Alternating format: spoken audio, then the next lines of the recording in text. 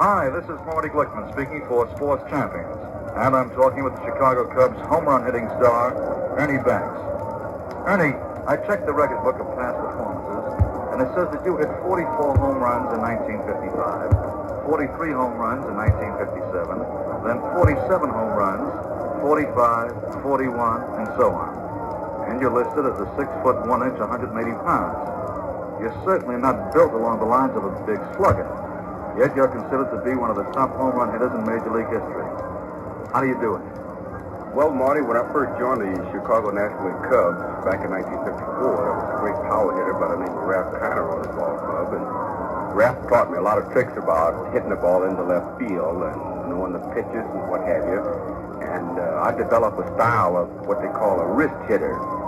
And, of course, with a lot of practice, I think this is one thing that helped me a lot. And I don't necessarily try to hit a home run. I just go up there and try to meet the ball and get a base hit, and sometimes it goes out of the ballpark.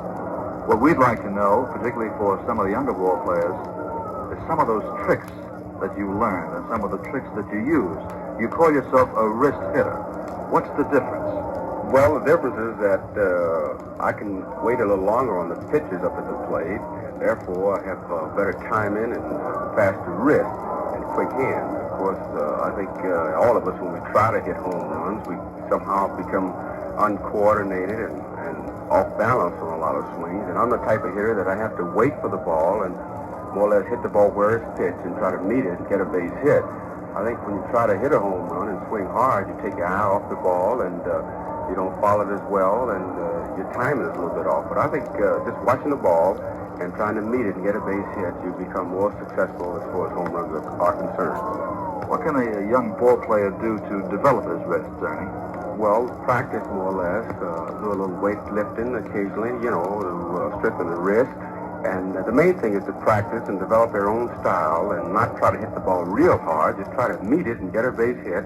Sometimes choke up on the bat if they have an opportunity and the bat is a little bit too heavy for them, to give them better balance and a faster swing. And the main thing is not to try to hit the home run, just try to meet the ball and get a base hit. Ernie, do you wait for a particular pitch when you're in the batter's box? Do you look for a pitch? No, I don't, Marty. I just usually go up there and try to hit the ball where it's pitched and whatever pitch I see and try to get a strike to hit.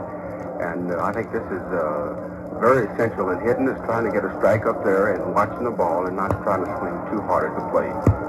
Ernie, is there something in developing the knowledge of the strike zone, knowing when a pitch is a strike and when it is not a strike? Yes, I think you have to watch the ball when it leaves the pitcher's hand and concentrate on the ball being in a certain area. And when it's in that area, that you know it's going to be a strike and you have to swing at it. But the main thing is watching the pitcher, never taking your eyes off the pitcher and keeping your eye right on that ball once he releases it, and then stepping into the ball and trying to meet it and get a base hit. Ernie, back in 1955, you set a Major League home run record of hitting 5 home runs in one ball game. I suppose you recall that day well. Yes, that was a great thrill in my Major League career, and all those home runs that I hit that year was ones that I was just trying to meet the ball and get a base hit, and somehow they went into the stands. And I know when I do swing hard and try to hit one, I'm off balance and I don't watch the ball as well. But I think you have a better chance of hitting a home run when you just try to meet the ball and get a base hit. Ernie, in a situation like that, and any time you step into the batter's box, what are you concentrating on? Well, first of all, I'm concentrating on trying to get a strike to hit. Secondly, I'm trying to concentrate on not swinging too hard at the ball when it gets into the strike zone. And thirdly, I'm not trying to pull every pitch. I try to hit the ball where it's pitched, more or less.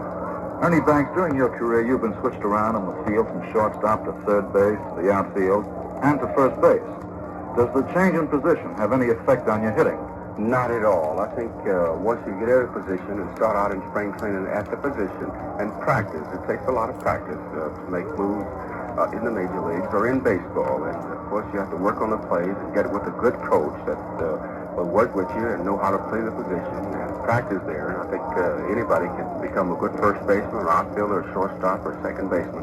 But the main thing is working with your coach and practicing each day. During the course of your career in the major leagues, Ernie, have you changed your batting stance any? No, I haven't. I've stayed right with my same batting stance and stayed with the same bat, and it has helped me a lot. What would you suggest to a young ball player in developing his own stance? Well, I would say just get up at the plate and try to get it in a comfortable position. Try to keep his arms away from his body. Use a very light bat, a bat that he can swing very fast. And just try to meet the ball and get a base hit. And play as hard and be a clean sport.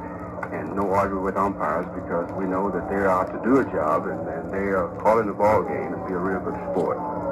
Ernie Banks of the Chicago Cubs. Thank you very much.